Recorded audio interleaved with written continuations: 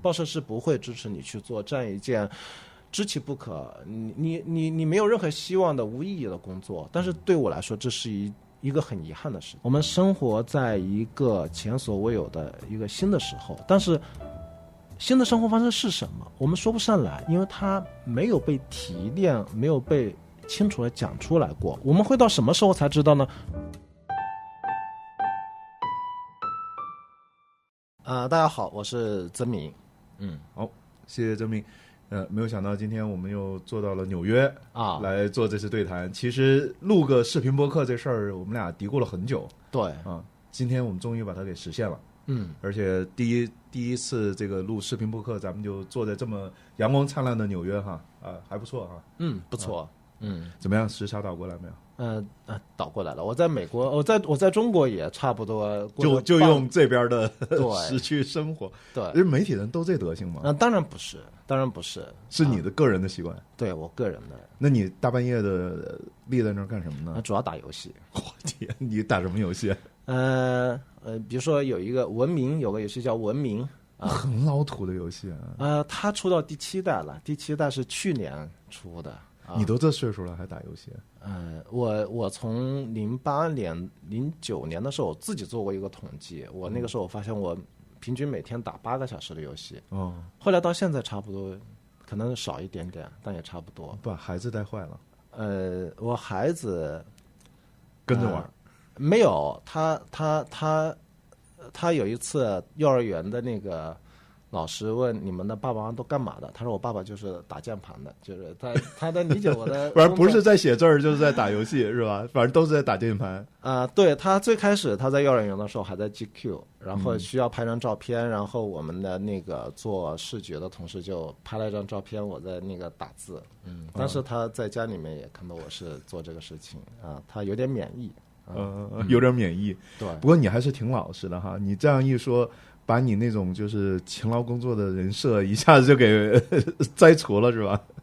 对，我当然觉得，如果我更勤奋的话哈，我们很多事情都会做得更好。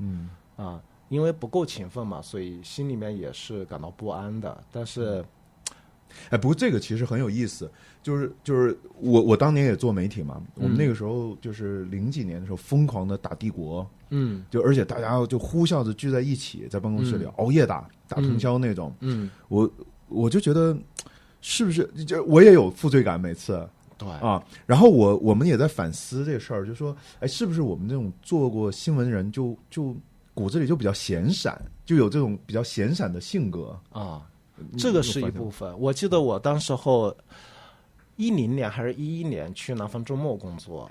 我去之前就写了关于湄公河的那个报道。那个报道还算不错，就后来事后也拿了年度的2等奖，第一篇就拿到2等奖。然后我的编辑很满意，他就说曾明你来到广州你会受到大家同志般热情的招待。我后来去了之后发现同志般热情的招待就是去网吧打帝国，打了一个通宵。我说可以，我这个地方我来对了。我们就是这样的人。对。说到那个时代，那我们就往回倒一倒哈。就是说其实你大概从什么时候开始进入新闻行业？我就是06年毕业的时候就第一份工作是在公益时报。公益时报。对。在北京。所以那个时候的新闻业还算是非常活跃哈。那时候尤其北京也拒绝了一大波人。其实那种活跃跟我是隔着有点远的。因为公益时报它是一个怎么说，一个体制内的一个媒体然后呢它的发行我们当时算过，如果你要把那个机构的比如说民政部门摊定的那个算掉的话，可能有效的发行就只有几百份。那这个其实对我来说是有点失落的，就是几百份几百份，你就想到你写的东西只有几百个人读对。然后但是那个时候比如说我自己去做很多报道，我会发现我做了很多的题跟南方周末是同样的题。比如说我们那个时候我们要做厦门的劈叉的那个游行。这就是南方周末的题。做很多这样的题。那个污染案对。因为那个时候其实公益时报我印象还是有非常强烈的印象。为什么呢？第一个就是在北京的地铁站你们是投广告的。我在建国门地铁站见过公益时报的大幅的广告，真的假的？真的，我特别记得，因为《公益时报》就这个名字很怪，你知道吗？那时候江湖上那个时代流传就《新京报》，北京青年报，对吧？就几份报纸嘛。华夏时报那个时候都比较有名，那都是市场化的媒体。对，然后公益时报，嘣一个广告在那儿，然后还有一个就是那个时候偶尔你会看到一两篇公益时报出来的深度调查，你也会很惊讶，因为那个时候作为媒体人是很敏感嘛，就谁又查了哪个案子，就那个时候我自己都不知道，是吧？在我的感知里面，公益时报是挺边缘的一个，是大部分我的同事其实是不太有那样的自我要求的，它还是一个专业的一个在公益这个领域相对深耕的一个媒体，它是比较偏这种垂类的一个东西。那你后来进到一个比较你理想的是哪一家？我认为是08年，当时候去到《潇湘晨报》的时候，所以我一直到现在我都很感怀于我当时候的总编辑龚晓月。那是又回到湖南了吗？回到湖南。我还记得我差不多是08年。我突然发现我们家门口的地铁修好了，但是我要离开北京了。然后我回到湖南的时候，我那个时候已经失业了差不多半年。我在北京试图找过工作，但是没有找到工作。我甚至去过一个做基础教育的一个，就是给中小学生写的一个杂志试过，但是人家没要我。我是在相对来说走投无路的时候回到湖南。我那个时候应该压力也很大呀，我在北京等于漂了2年了。那也对，待了2年，然后呢，就在没有收入的情况下，大概过了半年里面，我就天天去人大看书啊。然后我记得我是用多少的积蓄？我是用8000块钱的积蓄过了这个半年。是到后面我这么说吧，我当时候回长沙的时候，我买完车票，就没剩什么钱了，就是我所有的资产啊。那个时候会不会就是因为做新闻嘛？那个时候其实就是北边就北京嘛，南边就是广州嘛。对。那有没有觉得特别气馁或者觉得绝望？作为一个媒体人，还是最后要回到了自己的那个《潇湘晨报》也很好，但是你离开了那个一个重镇哈，北京那个时候心情不，这个重镇也跟我没关系，我都甚至我算媒体人嘛，对吧？我印象很深的是有一次就去一个，我们很多采访都是通稿，就是有一个公益机构，那个时候倒是经常去人民大会堂，因为很多机构喜欢去人民大会堂开大会、开新闻发布会，车马费还可以。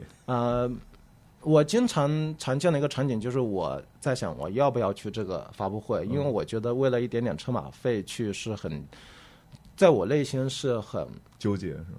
我觉得是有点丢人的。但是如果你不去的话呢，你其实也没有更有价值的工作去做。我就犹豫，然后就看表，还有半个小时，你现在去还来得及，25分钟你这是最后的时间了，然后犹豫到20分钟钟，那你去了。来不及了，也赶不上了。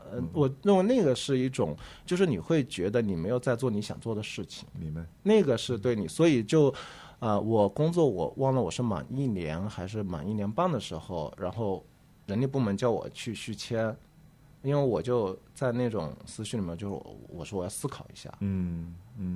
过了2天，我也没有更多的选择，那我跟人力部门说，那我续签吧。人力部门说不，我们不要你的。因为怎么可能要一个犹豫的人呢？我就那个我快要过年了，我就从那个人力的那个小楼出来，那个院里面晒的都是白菜，然后你知道你在北京你就没有着落了，然后马上又要回家过年，你也不能跟你讲这个事情啊。是的。对。接着前面的说完，我是去买到那张去长沙面试的车票的时候，我叼着它去买麦当劳还是肯德基，买完之后我去过安检突然发现我嘴里叼的那张票不见了，那我就必须马上去补一张票，但是我那个身上的票已经不足以去补一张全程的车票了，我就只补了一张到中间某个站的票，并且是一张货运票。货运票什么意思？我第一次见到货运票，就是那个纸跟普通的那个车票是不一样的。那个时候也没有高铁，就是跟那个绿皮车的票是不一样的。然后我出站的时候就被拦下来，然后我那个时候当然还很小，然后那个检票的那个工作人员说去把你妈妈叫过来，叫你妈妈把你领回去。我就当然不可能嘛，我就站在那里，大概站了有10分钟。他说你出去吧，然后我就出去了，出去就就找到我大学的一个学弟，然后他在长沙工作，就去他那里落脚，然后就第二天就去面试，然后跟龚小月聊得很愉快，然后很快就说，哎，你可以来，就当场我就感觉到是可以，然后我是从08年开始才开始算，真正的进入新闻行业，开始做你想做的那种新闻了。对，那个时候才开始。对我来说是非常高兴的。那如果咱们先停在这儿，再往前倒的话，你怎么看06年到08年这段在北京的这种不是特别满意的这种经历？你觉得有在浪费，或者是怎么样？觉得很悲伤，我不太会觉得，因为悲剧还是怎么样？对于一个当时我并没有这样的预期，我并没有觉得我要一份什么样的工作才配得上我不会感到失落，我没有这些既有的印象。但是当然你什么工作都没有，你没有收入，你会觉得这是不太可以的。对。所以你这段就在你这儿就算是翻篇了。它算个预科。这个预科给了你什么呢？你觉得现在回想，你学到什么？就是最起码的我没有退出嘛，说算了，我不做这事了。对，我还记得当时候在北京的时候，我爸爸说要不给你在北京买个房吧，你在北京工作。我觉得我怎么可能，我一个毕业的人怎么可能要家里买房呢？我觉得那是很丢人的。我说不行，我要靠我自己挣的钱买房。我虽然我不知道我什么时候能那样啊，但是我觉得我是对这些，我觉得它都是很自然的事情，就是很简单，就是你年轻你就会熬得住，你也不会感到不快乐。对，你大部分的时候还是很自然的。对，我们都经历过。我当年刚入行的时候也是，大概就学生时代就是写了很多东西啊，发表啊什么的。但是一进到真正的开始工作的时候，大概有几个月的时间发不出稿子来，因为那个要求是不一样的。就别人对你预期也不一样了。你那个时候还实习生，怎么都还 OK，你都可以发。但是你到了一个杂志社，我是去的杂志社嘛，哇，那发不出来，绝望啊，真的就崩溃了，就。怎么办啊？你未来，而且那个时候我们正在裁员嘛，就是很多同事本来关系都挺紧密的，突然老板喊到办公室谈完出来，他就开始收拾东西，就说好，拍拍你肩膀说加油，他就走了。一天走到我记得大概过了1周2周，办公室就剩我一个了。然后我又是那种发不出来稿的人，而且我们都是外地人，你知道吗？就是在北京那种压力还是居大不易哈。那个时候真的是觉得我操，这怎么整啊？这个东西，对。那我跟你不一样，我是没有机会。我去晨报的第一天，我看到那些墙上贴的那些所谓的好稿啊什么的，我就这样吗？你只要给我一个机会，我就能够。我要把你们都，你心里还是不服气是吧？那也不是不服气，就是他就是一个想证明自己，也不是，就是你对场上一个局势的一个大概的一个阅读和认知和一个了解嘛。但是所以就是为什么后来我在 GQ 的时候，我在南方，后来在正面连接的时候，当我有一些权利的时候，其实我对大部分的同事，对新入的员工，我总是跟他有的时候会说我以前的事情，因为我会觉得他们每一个人都会比我做得更好，因为他们的起点都比我更好，他们的条件都比我更好，因为我知道我在那样的一个起点，你能做出来的话，那么有90%以上的人都可以做出来。我都对他们非常有信心。那咱们就开始讲真正你的新闻行业开始，你先后是潇湘晨报，然后南方周末，对，新京报是吧？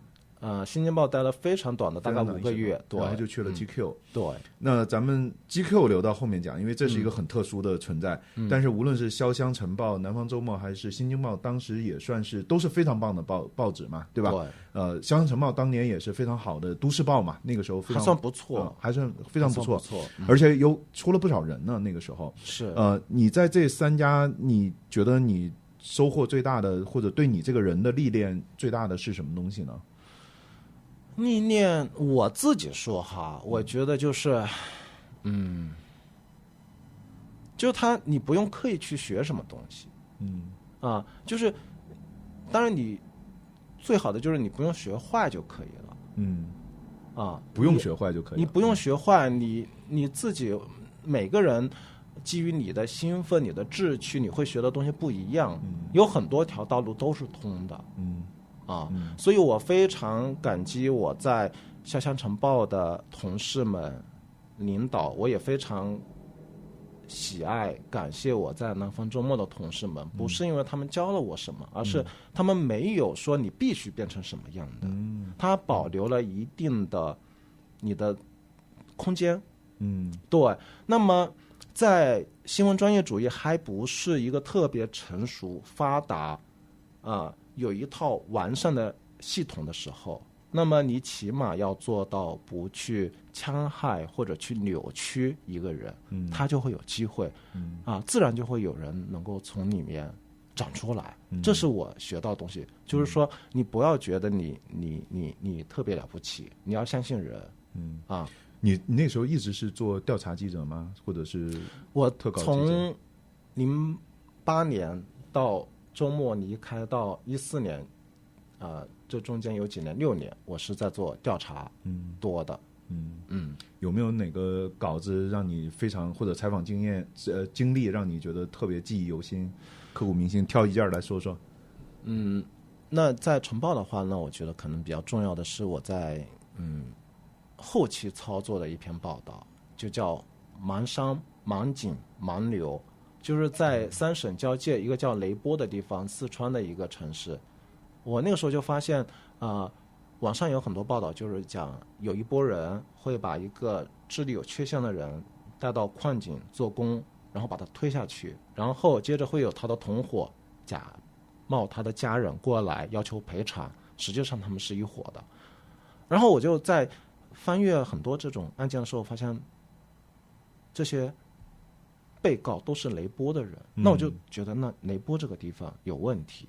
为什么都是雷波的？那他就不是偶然。但是没有任何报道指向雷波这个地方为什么总是发生这种事件。然后我就去到雷波，然后我就发现那个地方很多的人家里，你说收留也好，绑架也好，有大量的这样的人，并且我发现大部分的人智力没有缺陷，就是被拐卖过去的。然后当地清理过2次加起来差不多从家里各个地方搜出了大概300个，2次加起来300个人，有老人，有妇女，有儿童，并且2次你知道吗？都是自愿交，就是政府发一个通告，你家里如果容留了这种智力有问题或者妇女儿童的话，你要把它交上来，就自愿交的。但是我当时就想，如果有的人不自愿交呢？这个是一个彻底的一个清查嘛？那我觉得那一篇报道算是真正的有突破性的报道。突破在哪里？突破就是在于你从一些零碎的这种恶性的案件背后，你发现了一个相对更隐蔽的这么一个链条。这个链条背后指向的其实是部分的政府的不作为，当然背后还有更复杂的，政府的不作为背后也有他的苦衷。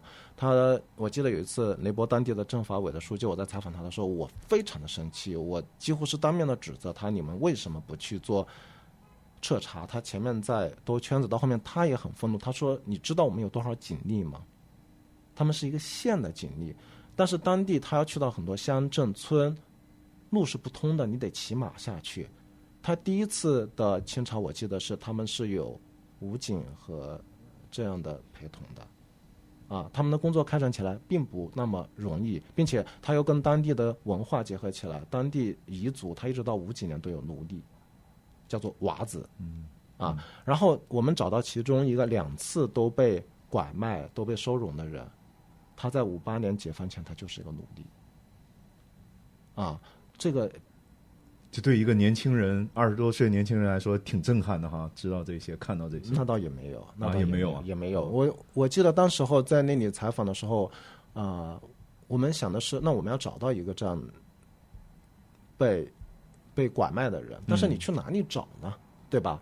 我们就在街上到处转，我们想，那么这个地方出现了很多这样的案件，那我们也许就能够碰到一个，然后我们就在前4-5天都没有什么突破，我们就一直跟着一些流浪汉就等着是不是有人会拐卖他们。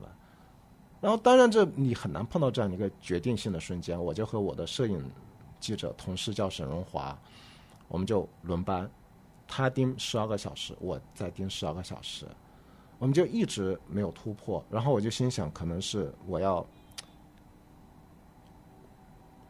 做一些对的事情，我的运气就会好。然后我要比如说我要早睡早起，我每天吃一个苹果，我天然后后来就运气很好了。我们就中间我们就有一次就找到那个政府，我们决定破釜沉舟，因为你去找政府你可能只有一次机会，因为政府拒绝你的话，他甚至可能你送出境把你请出去，就暴露了嘛你。对，然后我们就找到民政部门说，我们是来给你们的工作添彩的，不是来添乱的，你们做了2次清查，这些工作大家看不到。然后他说对，我们做工作并不容易，他就把厚厚的一沓，就是因为他把那些解救出来的人做了一个基本的存档，里面有每个人的姓名，有他们一张寸照，我们就一直在那里翻，当时是下午开始翻，他们要下班了，我们还不能全部记录下来，我就试着说，这样的我们把这些资料带回宾馆，我们认真的做一个记录和备份，明天我给你还回来，可不可以？他说可以。哇，我的内心，我又表面上若无其事把他带出去，然后我们就回到宾馆，做了一个简易的一个用摄像机做了一个简易的一个拍视频的一个固定的装置，像投影一样，然后把每张纸对放上去拍，我们就把所有的这个资料拍出来，然后那么我们就有了将近300个人的住址当然是很模糊的，他只会讲他在哪个镇哪个村，我并不知道他是在哪个组啊，然后也没有电话。后来我们就用一个很笨的办法，我们就找离当地比较近的，有的是绵阳，有的是宜宾附近的，我们就坐很长的汽车去村里面，一个个就去找那个人。前2个人他们都不在，有的人死了，有的人出去了，然后找到第3个的时候找到了，他就非常详细的跟我讲他是怎么样被拐卖到那个地方，他怎么样试图逃跑而不可能，怎么样被带到矿上做工，但是侥幸的平安回来。后来在清查的时候，清查前他怎么终于再一次被带出去打工的时候，他从宾馆里面偷偷的溜出去了。他讲到他怎么去报案，他又出示了他报案写的这个手写的那个笔录吗？没有笔录，举报信，但是公安部门没有受理，派出所没有受理。但是就在这个时候他赶上了清查，所以他也汇入的被民政部门收容的他们就住在民政局安排的一个宾馆里面。同时他还认识了另外一个小孩，那个小孩也写了给这个警方的这种举报，他讲他自己的材料同样没有被受理。好，那么在这个时候信息就汇集起来了，你有一个核实的可能，双方说的能对得上。接着我们再去找他的那个短暂认识的另外一个朋友，但是很可惜那个朋友那个年轻人后来去世了，他在后面打工的时候去世了但是他父亲有他很多一些生前的一些文字的一些资料，那么你就会发现他们说的是对得上的。那同时我们在雷波当地不是找到了一个在50几年的时候就是奴隶的人吗？对，那你就找到了不止一个这样的信源，并且你有官方对这个事情的表述，并且我们也去到了就近的一些村庄，我们虽然没有人承认说对我家里就收容过这样的人，但是你能看到那个地形，你就明白对于那些人要逃跑是绝对不可能的。那这稿子最后出来的时候，有地方政府去找你们吗？没有，要求撤稿啊，或者是有其他什么压力吗？它里面有个小的故事，他在发表的时候呢，那个报社的领导专门做了一个批示，此稿不上网。但是看的人看漏了那个不字，这稿要上网，真的吗？就上了。当然很快上了几个小时就意识到，就把它撤下来。但是撤下来的时候，已经那个时候还是一个门户网站的时代，就已经有一些留存了，对，或者转载出去了。对。后来我去了南方周末工作的时候呢，那个时候就已经有微博了。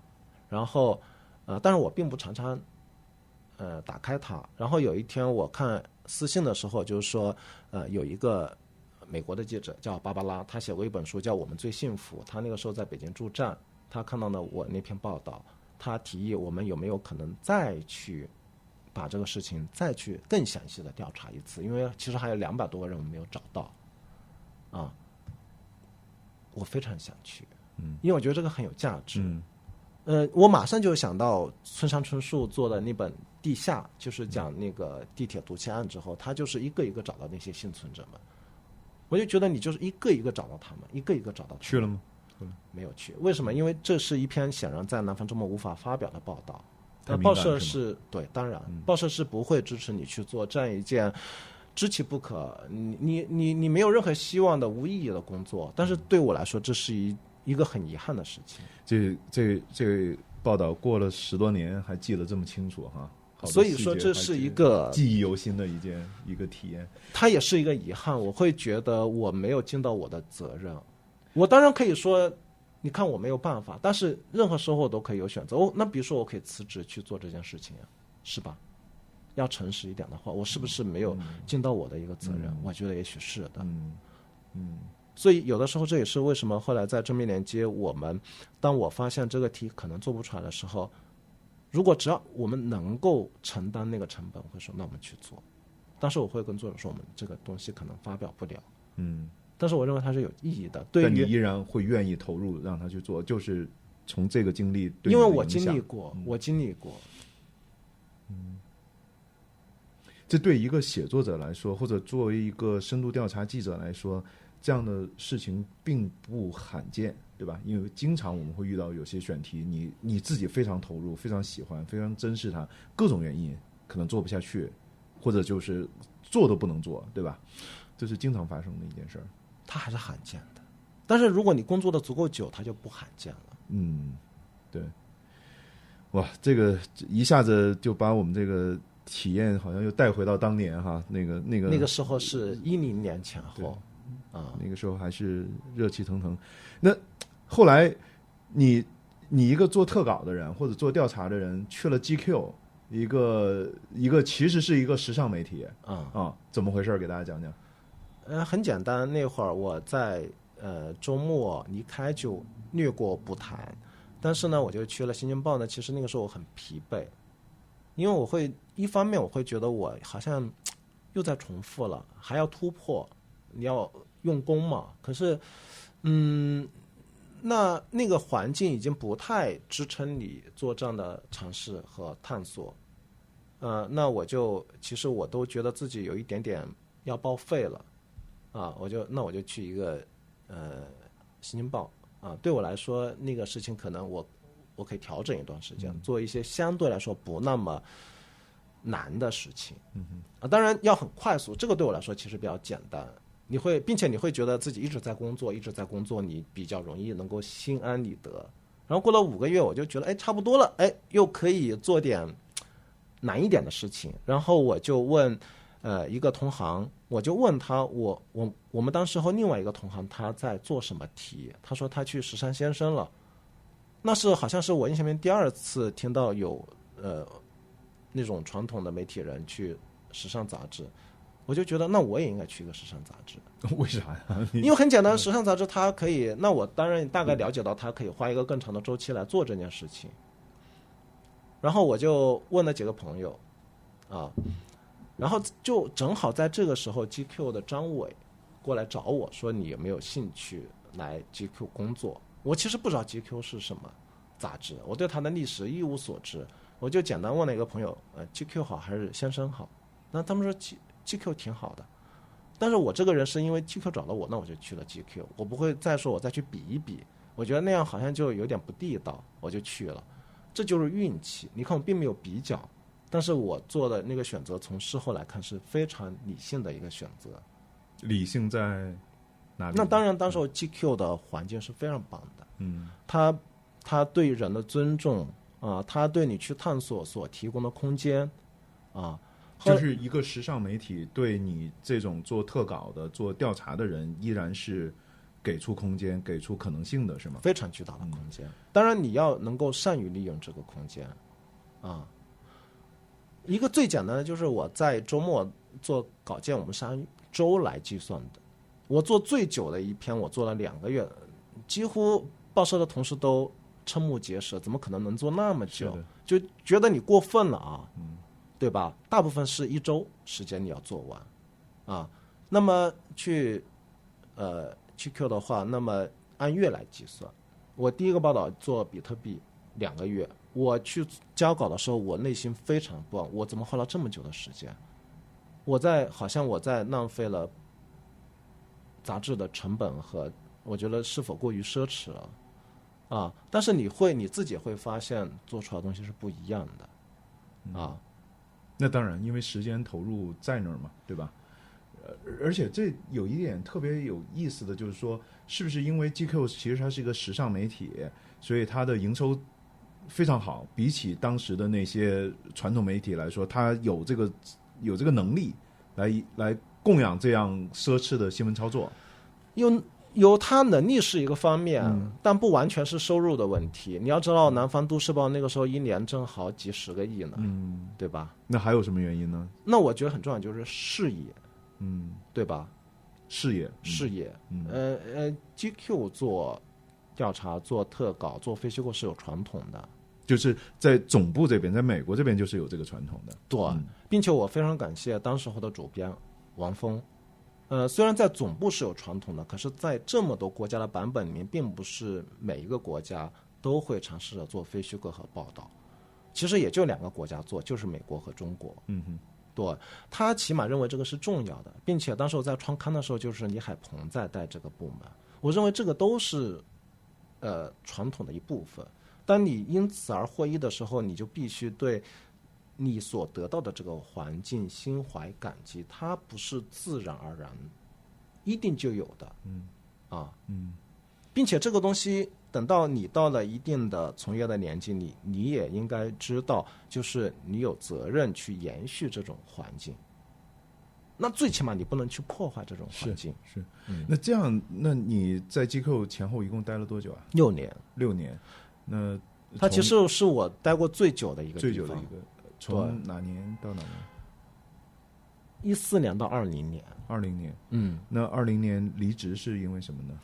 那就是一些不太愉快的事情，就是总的来说就是就像转学一样，就是这个地方原有的那种非常多元的探索的环境已经变得不复存在了。那么你就会发现不只是我，几乎我们非常多的同事都很难受。不只是报道组的同事，其实对于生活方式、对于时装的来说，大家都处在一种不安和无所适从当中。这种环境的转变，它是结构性的，它既有内部的结构性的这种问题，它也有外部的压迫啊。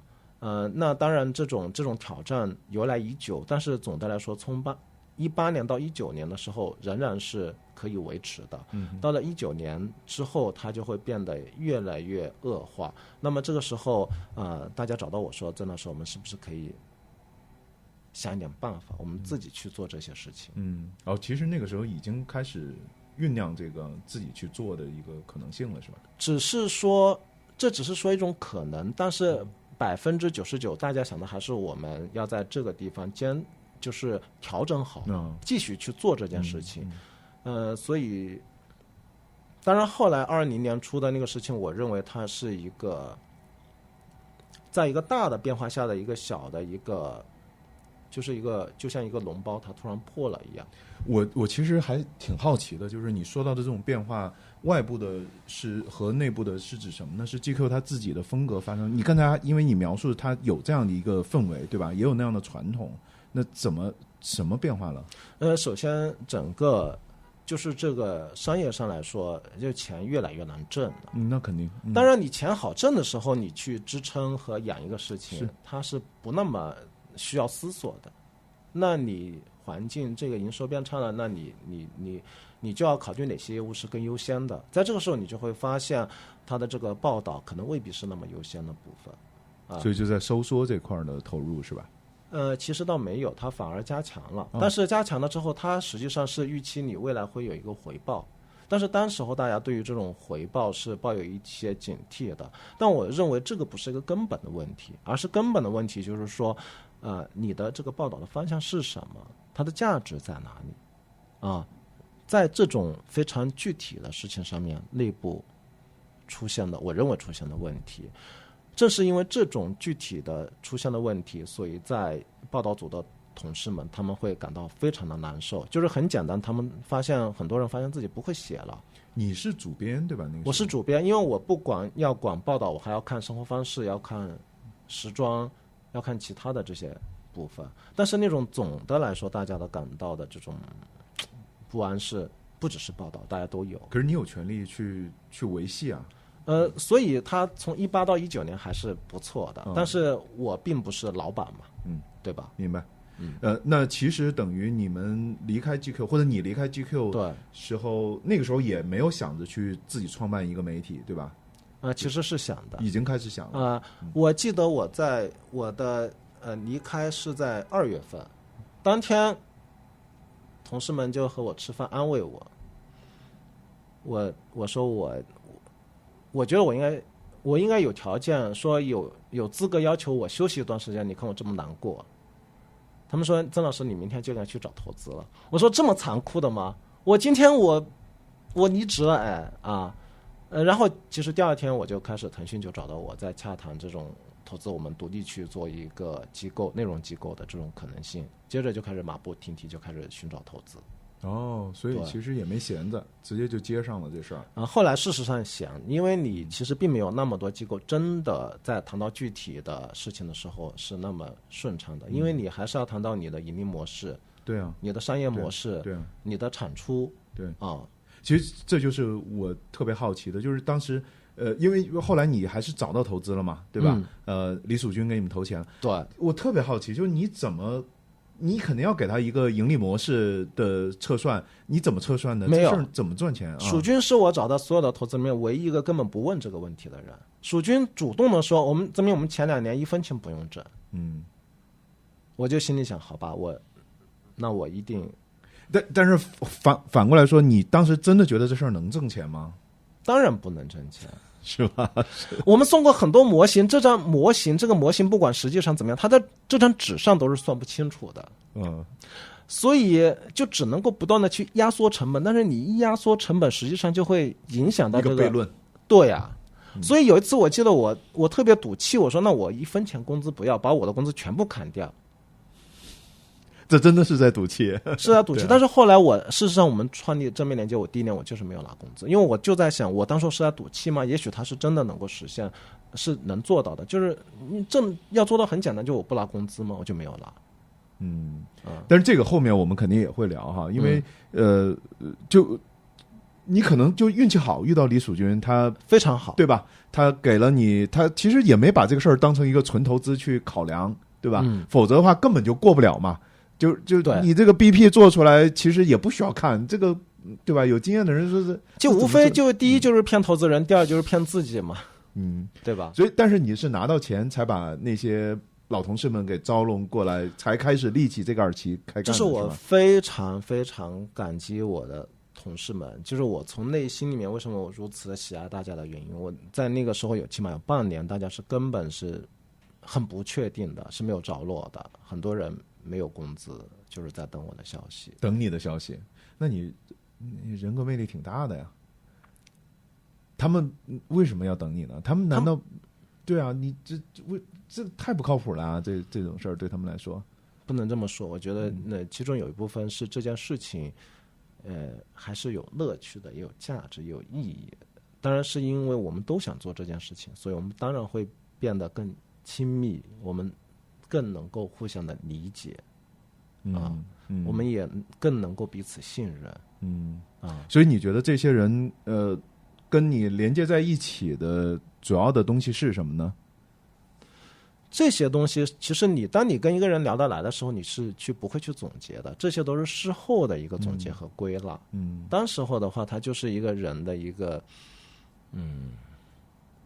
那个另外一个机构说过一句话，我觉得可能有点像，但是我觉得这句话有点矫情。他说一般的工作就是你们肩并肩就可以了，但是我们的工作不是肩并肩就可以的，你必须手拉着手，心连着心，听着很肉麻，很肉麻，很肉麻。但当时就是那样的，对吧？也不能说就是这样的，是有一点点那样的。你想我们有一些编辑，就是当你坐着就是写的不理想的时候，他甚至会帮你写一个小标题出来，大概就是这样写，然后你大量的讨论去，我们怎么理解这个故事？说实话，你做这么多的事情，对于编辑来说，他可以不做的。那个时候没有编辑是这样工作的。对，我特别好奇，就是说，那你最后把正面链接建立起来之后，谁的加入是你没有想到的呢？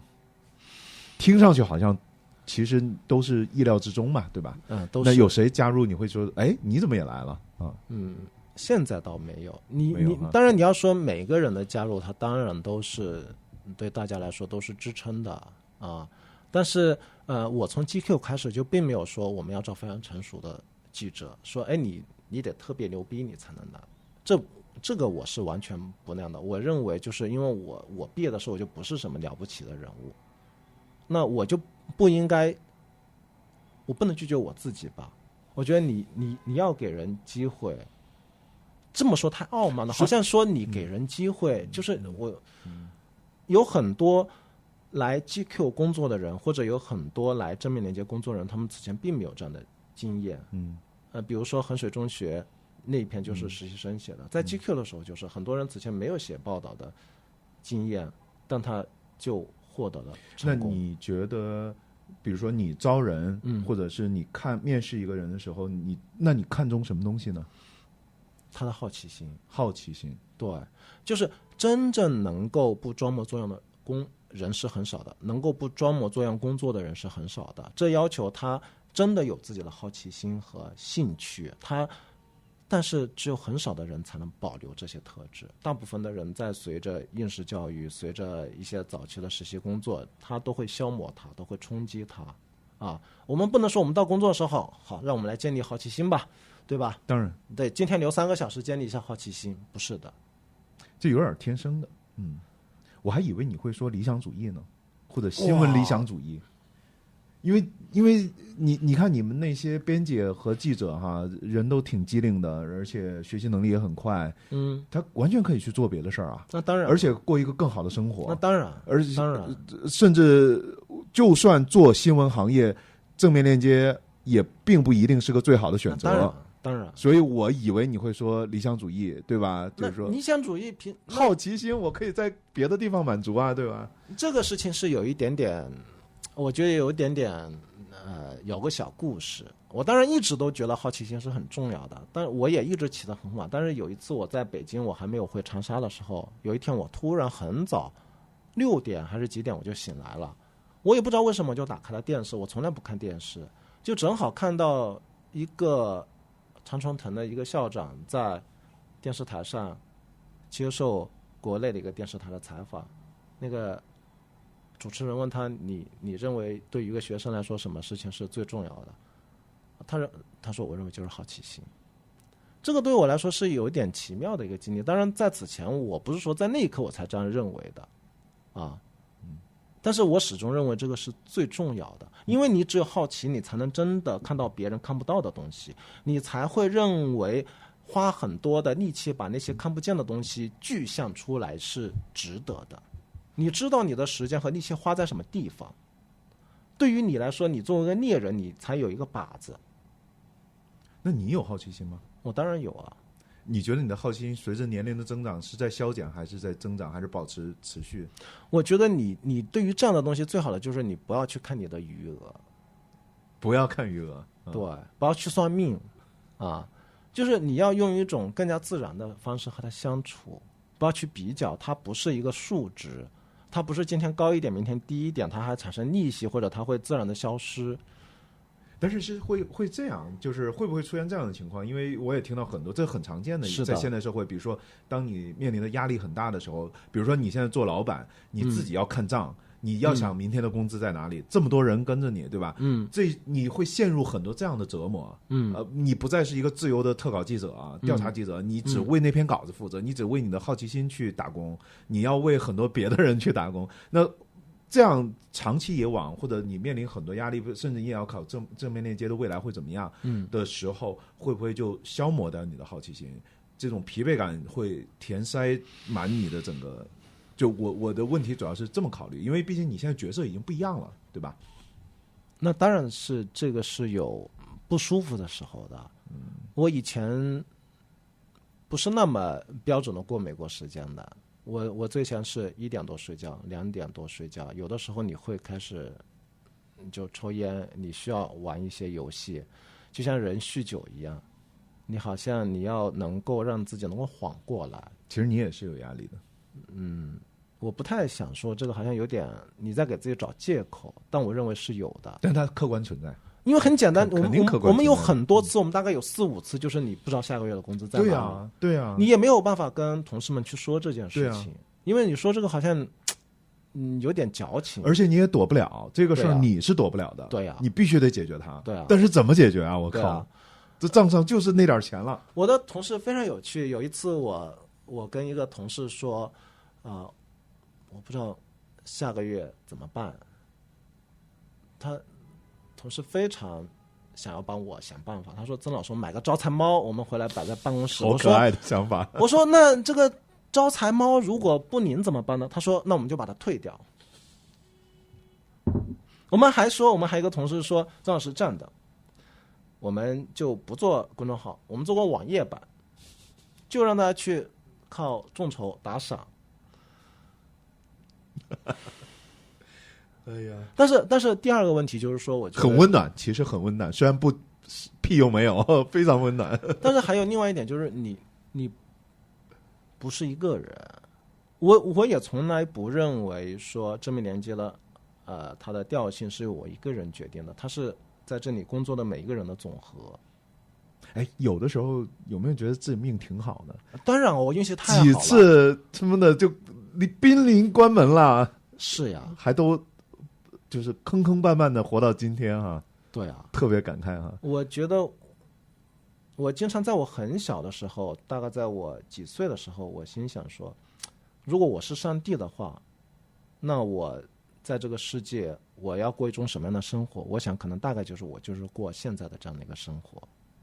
现在什么样的生活？那个时候我才几岁嘛，对，我就觉得很快乐，并且有一天我突然意识到，你看我很健康，我胳膊腿都有，我觉得我已经很，这其实是你很难意识到的一种，它并不必然的一种幸运，在后面很多时候都是的。我在很多时候后来，如果我觉得我需要祈求一点好运的话，那好，那我就更加虔诚一点，比如说我不能乱扔烟头，我要尽量的有一个好的作息啊，对，它确实是奏效的。感恩，是又回到在雷波的那个曾明啊，吃个苹果，有个好习惯，希望这稿子能做下去，是吧？很多次都是这样。你看我觉得我碰到龚小月是很幸运的，我在后来碰到曹军武、碰到杨继斌这些同事，大家这么的开心，是很幸运的。我碰到王峰。我后来碰到于蒙，碰到洪为宁、康路凯，碰到许多的，都是很幸运，因为你不是必然能碰到这么合适的人在一起工作，而且这些人，很多人对你真是不离不弃啊，不是因为你风光了才在你身边，并且他们能包容我。对，这个我后面也想问，因为我听了你们的选题会嘛，也见识了你们那些同事，我觉得也是一个。我特别想聊，但是我想转过来问一下，为什么当年想叫正面链接啊？我大概知道，就是说你一开始想叫正面是吧？这个对，因为当时要起一个名字，就是想了很久，那个时候好像还没有拿到投资，但是你先把能做的做了，起名字能做嘛？先是想动物啊，想了很多动物都不行，好一点的都被人起了。我后来呢，我觉得大象什么的，对，都被起了，对。后来呢，想到有一句话我自己很喜欢，叫不亦乐乎。不亦乐乎是我们当地的一句方言，但它其实也句古话，就是说你做这个事情是基于你的兴趣，是基于你的好奇心，这个非常贴合我们的一个。这不是孔老夫子的话吗？对呀，但是姜文把它用了，OK 又没有。后来我就有一次在吃重庆小面的时候，我跟当时有一个朋友陪着我，叫袁富生，他是我在香港晨报就认识的，那会儿他帮我很多忙。我就想要不叫正面，为什么呢？因为以前我们在南方周末，我们在 GQ 做很多事情发不了，因为他总觉得你在做负面。对啊，对啊，那个时候我们其实觉得挺牛逼的呀，我是做负面，我调查的呀，对，我揭黑啊，他也多少带有一种悲壮感吧。对呀，但是我会其实有点，好像是不是有点加戏啊给自己？但是这个事情我就是要堂堂正正的，这就是正面。因为你只有真的关心别的人，你才会去做这些事情，对吧？我们不要正话反说，就是正话正说，这就是正面。这是第一层。第二层就是在那个时候，已经很多事情大家不去正面突破了，我们绕着弯说，我们借古喻今，是的，我们打一些比方，是的。但是你要正面的去做这件事情啊！我认为就是。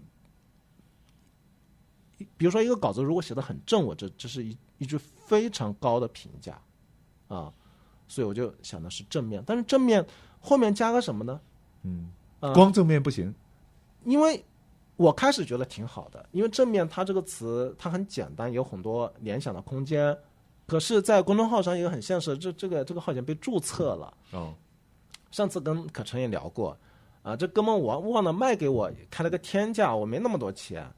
好，大家开会说，那我们想个后缀吧。后来洪为宁想到了连接，魏宁也觉得很好。魏宁当时我在我们那做顾问，就叫正面连接。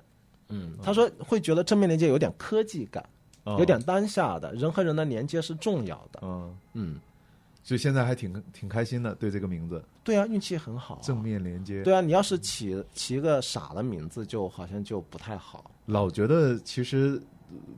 我一开始知道你们的时候，我也就是玩味了很久这个名字，什么意思啊？这个，我以为这4个字是连在一起的，没想到是先那2个，然后后面再把这2个给凑上去的哈。对啊，对。那而且第一篇稿子选的是衡水中学作为首发，而且这个作者其实是实习生，但是这个当然你也聊过很多了哈，就是说我们选，其实你是准备了3篇稿子来做，对，然后最后选了这一篇，但是我更好奇的就是说，我看到这篇稿的时候，我突然觉得我后来细想了很久，我觉得这稿子不是我们传统认识到那种调查报道，它更多是一个个人体验。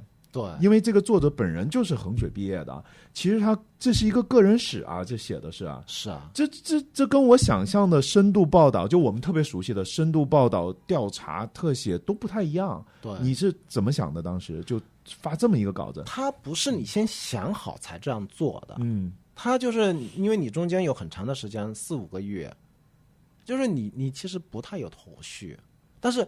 有一个事情很简单，就是当他说中间的一些事情的时候，每个人都侧耳倾听，都听得目不转睛，那这个事情一定是重要的，对吧？你不用去考虑它的原理是什么。那杜蒙就是经常在会上说一段，大家说衡水那段，对，说了很多很多段。他要向内挖掘，这种挖掘其实是很痛苦的，里面有很多是不愉快的回忆，并且。作为一个大学毕业的人来说，很多事情可能他都忘了。尤其你要考虑到他在高3的时候他得过抑郁症，对于抑郁症来说，如果他是基于一些不好的经历，你回忆他是当然有点残忍，而且对一个年轻人，而且那段经历离他并不远。对，所以我之前跟方克成也说过，中间后来我们觉得中间还要补2个部分，我认为补2个部分会更好，但是杜蒙没有办法写。后来我说有一个折中的方案，就是你来说出来，你说相对会容易一点，然后同事把它录下来。于蒙还是小红帮他一点点听，对，然后他在那里说，后来说出来，对，所以我们不是有了一个方法论、一个工具之后说这么办吧？我认为真的有效的工作不是这样的。那是什么呢？我觉得真的有效的就是你要抱着重新发明轮子的心态去做一个工具这个工具它当然有一些经验是可以留存下来的，但是有很多时候你会遇到一些新的问题。那回到这个稿子，你们发明了一个什么轮子？这些其实都是事后看的，我们一直到稿子发表的时候，我们都没有说很清晰的总结说，我们发明了轮子，发明了什么，都是一点点很事后的一个提炼了。但是这个东西你只要做出来了，你参与的作者、编辑，包括参与讨论的每一个人，你就自然的你就会得到经验，你不需要对。当然现在可以总结一些，比如说你的个人叙事并不意味着没有公共价值。对吧？当然啊，这当然，你并不一定要有一个非常全知的，或者在利益上是一个非常完备的，比如说你一定要批评应试教育。如果作者他不批评，可能比批评更有力量。并且当时候我记得有次我在和康诺凯出差的时候，我们就是在讨论这篇稿子的时候，我说到了，我觉得正面连接它的一个价值就是给不能发出声音的人，帮他们发出声音，给没有名字的东西一个命名。就是我们就是在做这篇稿子的过程当中，发现在衡水就是这种教育的方式对人的造成的影响，我们之前是不知道的，它是没有名字的。我们也不是说简单给它起一个名字，而是把它呈现出来，它就会得以确定。那它其实就是生活方式，它就是人的日常生活。你在学校里面，你的日常生活会如何？明白。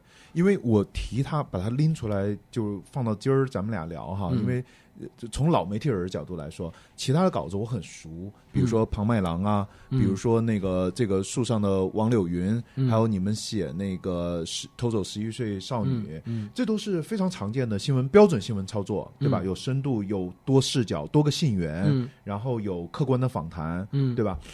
再把它放回到一个社会语境和历史语境，这我们都很熟悉。而这篇稿子它不一样，它首先非常主观。这个人他就是个亲身者，而我们当年，你还记得我们当时那个年代做新闻调查，我们是要讲客观性，我们要讲这个记者或者是这个作者一定不要自己进去，你还记得吧？就是我们一定是抽离出来所以我看到这篇稿子就我为什么今儿就拎出来我们俩聊，就是我觉得这就是一个特别不一样的一个操作啊，就是这一个在衡水的一个孩子，他讲了很多他主观的。对吧？你比如说这里面我还画的线，比如说他写着我有一种强烈的恨意，我能明确说我恨，但我寻不到一个宾语，最后只能强烈的恨自己。这种就是这在以前我们的操作里面，它应该是一句被采访出来的话。你懂我意思吧？所以我看到这篇稿子的时候，我一开始当成一个普通的采访稿，后来发现不对啊，这杜蒙这是写自己啊。它是主观的还是客观的？从某种程度上来说，它也是客观的。它是要当然现在这个时间去挖掘当时候自己的那个状态。这个状态是一个确定的东西，我们要尽可能把它确定一下，这是一种什么样的状态。所以我明白你的意思，这肯定是的。所以我想问的就是说，那你觉得正面链接它到底是一个什么样的媒体？它不是一个调查新闻的媒体，对吧？其实它也不是传统意义上的特稿写作 feature writing 的媒体。那正面链接是一个什么？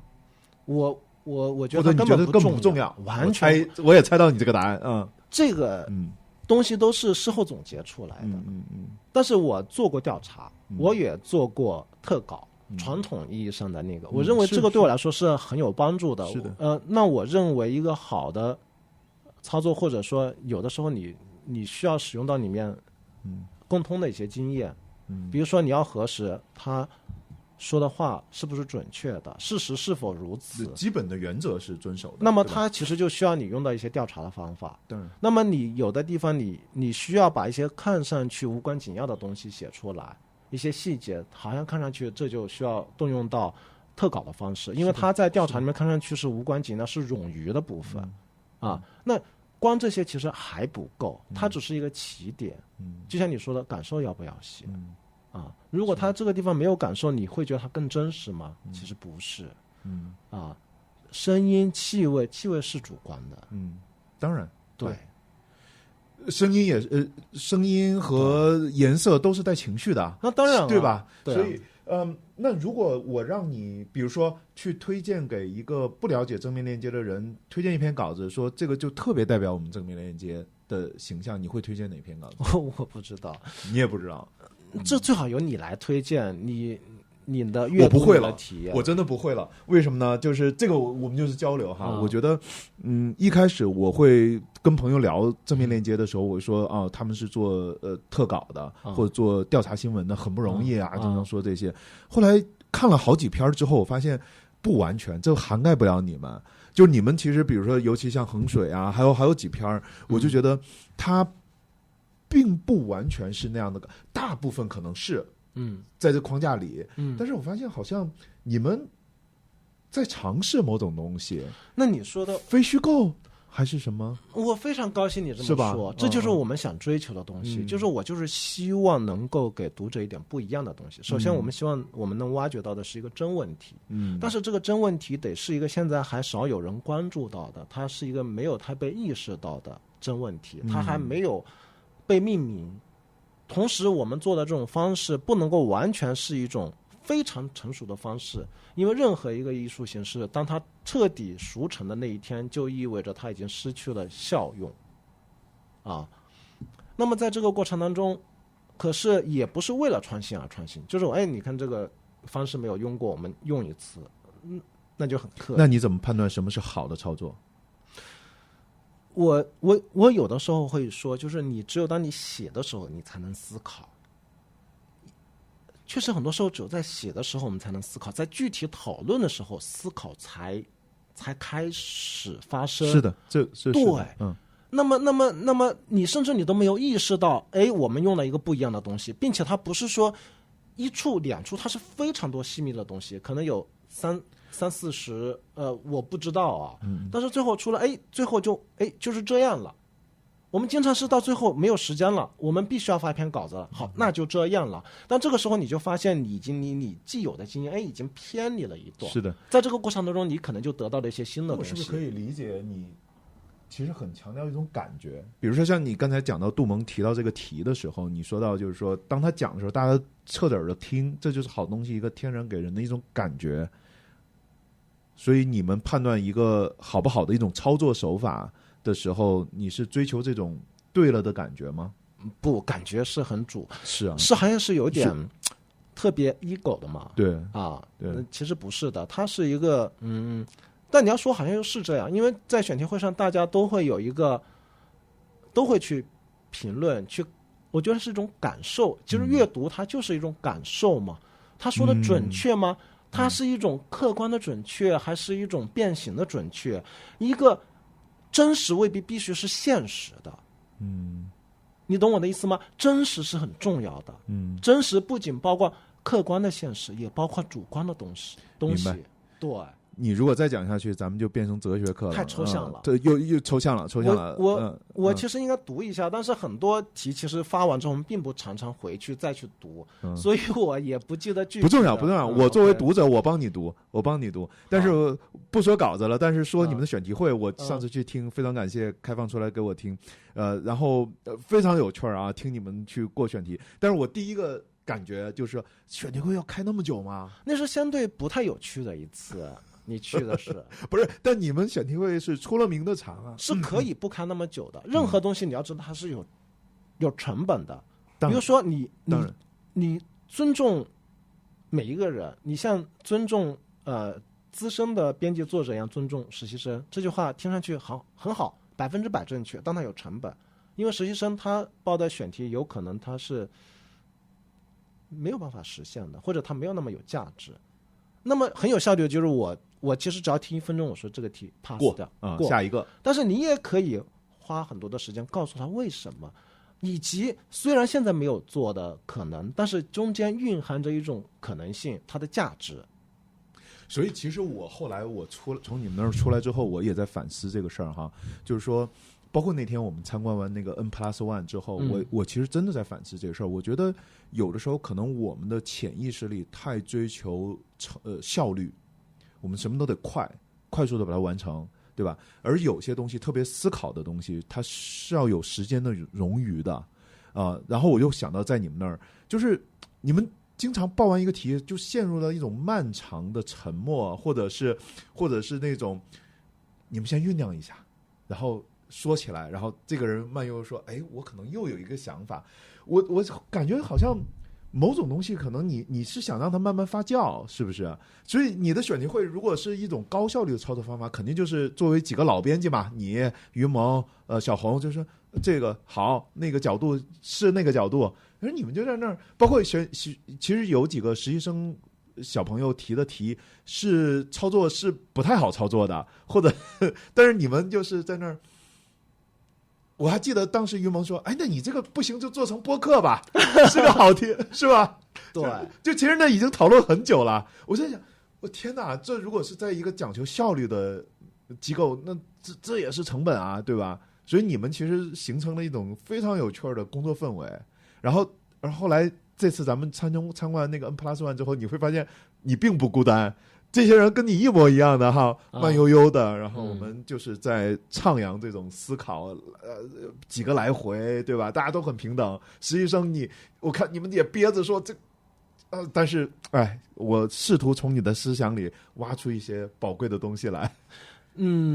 不，这个太高看我了。我觉得它是一个总和，我得说，我们也什么的总和？你比如说，我们并不是总是追求慢，好像你慢就像捏那个寿司一样，你得有那个 pose， 这才是正面的味儿，不是的。我们也有很多题做得很快，它需要快还是需要慢，它本身并没有一个一定之规。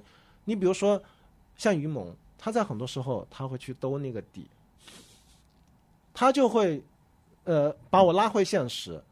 他会说：“曾老师得了吧，这样根本就不行。”对，比如说王天挺啊，他有的时候他会非常灵机一动说：“我们可以换另外一个角度去做这个事情。”这就是我说的总和。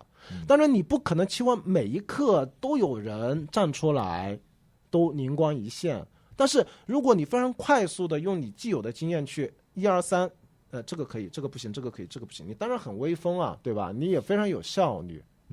但是你就不可能会得到一些你经验以外的东西，那它就是有成本的，对吧？我也不认为这一定就是好的方式，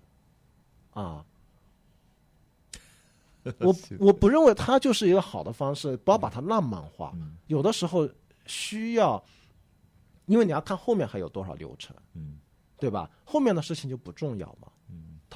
我们的流程是先评刊，再报选题，再讨论稿件的修改。稿件的修改不重要吗？也很重要。所以有的时候你其实是需要控制时间的。磨稿子啊什么这些，对，它是一个系统化的过程。我绝对不会希望大家理解为好像这是就到后面就变成了一个，就好像你们的这个慢工出细活就得这么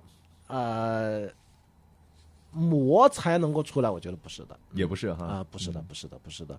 我们如果你参与到我们那一天后面的具体的稿件的修改，很多地方是非常务实的，它就是这个地方要怎么调，那个地方要怎么调，对。行了，那下次再去听一下看看另一面的正面链接啊，并且我们现在开选题会和以前开选题会也很不一样。我们以前开选题会都开到凌晨2、3点了，现在我们8、9点，有的时候6点多就结束了，因为人家会议室只让我们用到6点半，人家得下班了。对，你比如说其实在会上聊是一回事儿，私下里对又是另外一回事儿比如说像于萌、像小红、像天挺，很多题他们也非常私下讨论，其实非常高效的。明白？对，所以这个东西没有一个一定之规，有的它取决于很多的东西，既取决于这个题的重要性，还有取决于操作者他是有经验还是没有经验，在这个时候他的情绪是处于一个高压，还是他的情绪可以承担更多的压力，他有取决于很多的东西。就感觉你们非常像一个作坊，就是那种手工艺人，对，匠人是一群匠人，有人这么说这个就都不需要大家说，你们就是。但是问题又来了，就是说现在其实你们做内容嘛，这内容又是一个算法时代了，跟我们当年又不一样了，对吧？那你们又是几乎完全基于微信公众号平台的，对吧？那它现在也变成算法推荐机制了，有没有经常会发生这样的情况，就是某一篇稿子你个人觉得蛮好的，但是算法并没有看好它，就沉下去了，有这样的情况吗？也许有但我不太在意这个事情，因为如果你是在一个很长的时间跨度看，我认为还是很公平的，就是好的内容会有好的阅读。你要是细看的话，这一篇你看挺好的，怎么就只有这么一点，可能比预期的少个20%什么的。你要这么看的话，你这事你就别做了。你总要吃亏的嘛，你也总有运气好的时候嘛。所以那你们对数据、后台数据这些不敏感是吗？我自己也是敏感的，我自己会有一个度，就是说，我觉得一年里面你最少要有一篇非常就是说能够让大家耳目一新的，就是觉得哇这个东西不错，要有一篇，我觉得一年得有一篇。然后呢，每个季度一年4个季度，每个季度得有一篇，像缅北调查那种或者像民办幼儿园的倒闭这一种就是他就会给你一个呼吸权。那么这个季度我可以有合法的存在的这个权利。然后每个月你起码得要在数字上有一篇10万加。好，这个保证了之后，剩下的你会有一个容错率。对，有宽容区。对，但是我不可能把这个标准去跟每个同事说，你这个月你这一篇要怎么样。但是因为我们有好几个作者和编辑那么你总的来说是可以满足我们的这个在数字上的这个要求的，因为你数字上还是重要的，因为数字可以减少解释的成本。你对于很多人来说，他就看数字，当然，对吧？那我们数字不差呀。自信了。对。那其实这后面又来一个问题，就是我们也聊过很多哈，就是现在这个时代，我们也经常会说，大家更倾向于去看短视频，对吧？注意力经济嘛，全被那些给抓走了。而你们又是这种万字长文，基本上，对吧？就是长阅读，其实是跟这个时代并不讨好。那你有去想过去尝试？好像其实你并不积极，对吧？我们也聊过，你并没有特别焦虑的去说我们也得去做播客，我们也得去做切片儿，我们去做视频，好像你总是一个观望去想那你自己怎么考虑这个事儿？是因为你个人的保守，还是说你确实觉得你们更适合就是存在于这样的长文章写作这里面？我就没想这个事儿就没进入你的思考范围。你高看我了，我是个想的很少的人，我也没有什么计划。我就觉得你把今天有3件事，你把这3件事做好，然后你大概会估算一下这个月有一些重要的事情。那当然也要留一些余地出来去尝试着做一些新的东西，比如说播客或者视频播客。但是可是你是老板啊，你老板不想这些吗？对啊，所以我为什么想，不是我真的想去做这些事情我想做视频播客吗？我一点都不想。只有一个理由可以让我去做这件事情，就是如果我不做的话是渎职。这是我的职责。好，那我就去做。我特别不喜欢。那我问一下你，但也许做的话也许还可以呢， 对不对？对啊。那你觉得你很好的转型了吗？你很好的从一个记者，一个写作者转型成一个公司的老板了吗？那这个都是事后来看的。如果你事后做好了，你就对吧？那个六斤助我，你看你做的每一步都是对的你的缺点也变成了你的优势，你做的不行你就没有了。但事实上是很多时候身在其中，它很多都是靠运气对。所以你的总结，但是你还是挣扎过，比如说你请了张馨予过来专门给你去盯，那个是一定的，那个是一定的，那个我认为是一个非常基本的操作，就是你到了一定的时期，就是你需要让你的商业走上一个正轨，把它制度化。这个不是一个运气什么，这就是基操。对。那你觉得我只是一直没有找到一个那么合适的人。所以这事儿还是一直挂在你的脑子里面。那当然去做的。你不能说每次都是我去跟人谈一些商业的事情，其实我也不专业，也不大合适。对。那你觉得你们这种现在平均一篇稿子操作2个月，花8万块钱的成本，这样的模式可以持续下去吗？从今年的这个数字来看的话，它是可以的。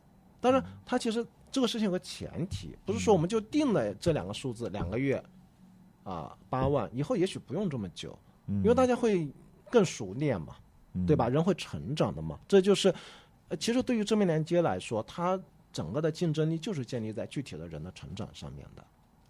同时他也尽力在对经验的摸索上面，我们也不会矫情的说，哎，我们每一次都从头开始啊，你确实还是有一些经验是沉淀下来的，我们第二次再面对这个问题，我们就知道怎么去应对，所以效率其实是在提高的，效率是在提高，所以你自己对，比如说，因为以前你也讲过，你们的商业模式更多的就是你坚信好内容是会被付费的，对吧？然后你们现在我都不太坚信，又不坚信了。我得这么说，因为你要，那你怎么说？你跟投资人说我们要做好内容，好内容挣不挣钱我也不知道，对吧？当然这是你一个意愿嘛，你认为善良的人他的生活会好一点，但是你相信这一点吗？你认为事实如此吗？不一定的，你也接受不一定这样，对吧？但是你要做一个好人，不是因为有好报你才做一个好人。你做好人本身就是一个目的嘛，你做这个你要做得好一点，本身是你的乐趣所在，也是你相对擅长的。你让我做不好的，这么说太凡尔赛了，但确实是有一段时间我看到我的很多同事，你让他去做不好的报道，他很不擅长，他又做得慢啊，他也做得糟糕啊，他还积累不好的情绪啊。我觉得你们真的是一群气味比较相投的人聚在了一起哈。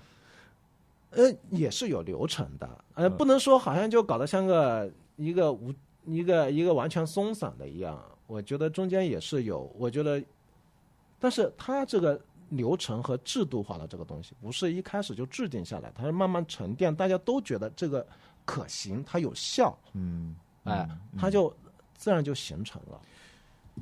那你觉得正面链接，我们现在不谈这个产品本身，就谈这个团队，因为你提了很多哈，在我们这聊天的过程中，你觉得他到了一个你比较理想的状态了吗？这个团队10来号人了，也不算少了。我当然，我常常感激我拥有这样的同事，但是我也我也发现，我们比如说，如果我们要做播客的话，我们就需要有更加专业的人来leader这件事情，而不是由我来做。人要知道自己的有限。那么我们现在就凑巧有机会能够邀请到这样的一个人来加入这个团队，那么我们就有可能更进一步。当然我们前面做了很多的准备，也许我们的准备就是说，这个人一来他是很匹配我们的，他在这里能够发挥他的所长，他能够如鱼得水，这件事情其实也并不容易，但是它是可以去准备的一件事情。明白你的意思，因为你也在积极的拓展你们的面向嘛。那正面链接这个团队其实也大概5、6年了，也不算短了，4年多，对，大家那么高密集的在一起哈。那你如果概括一个你最真实的正面链接这个团队的气质，你觉得它会是个什么气质呢？这个得问我的同事们。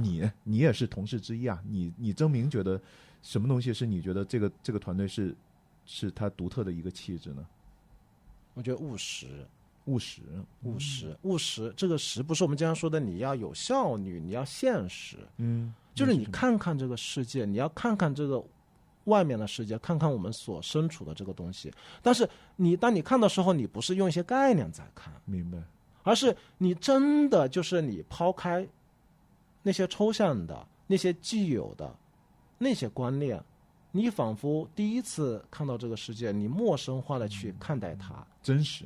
你当然90%还是它确实就是像你之前所设想的那样，但是有的时候你就会发现有些不一样。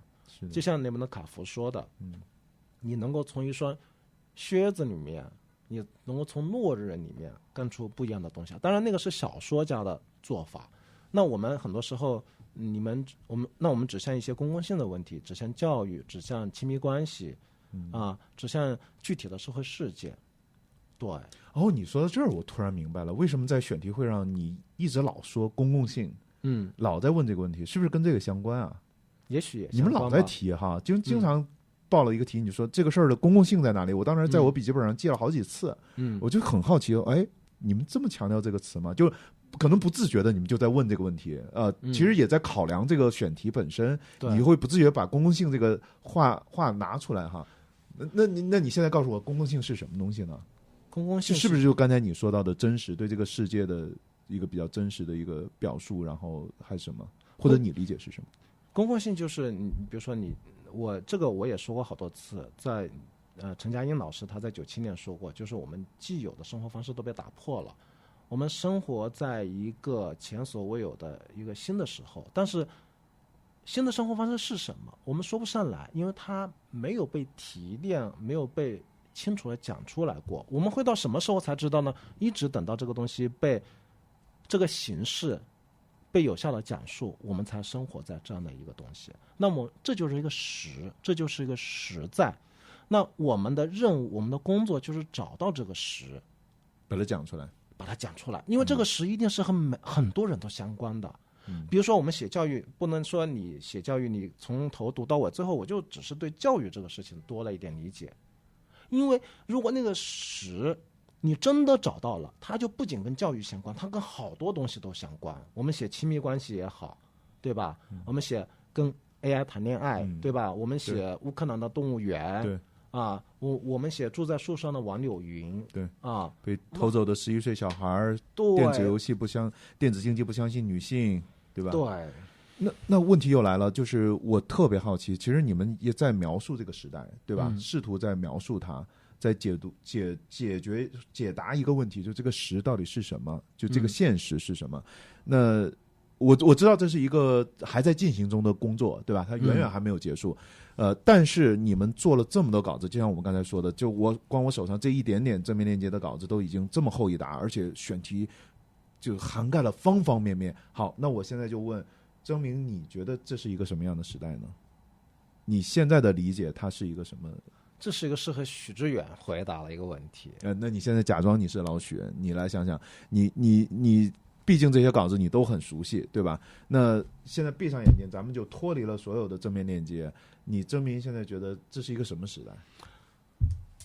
哇，当许知远不容易啊，爆头了，第一次爆头。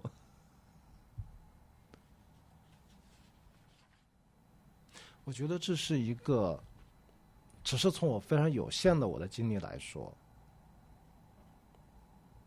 比如说我经历过从06年开始工作，在那个时候我们相信有某种普世价值，它能够解释一切，就像物理学和量子力学总是试图有一个大一统的理论一样，我们曾经有段时间是相信这个东西的，但是后来很快这种东西破灭了，破产了，世界也在分裂。那么到现在来说的话，我们仍然需要去认识我们身处的这个世界和时代，可是以前的方法又不适用了，它就逼着我们必须用一种新的方式去做我们应该做的事情和工作。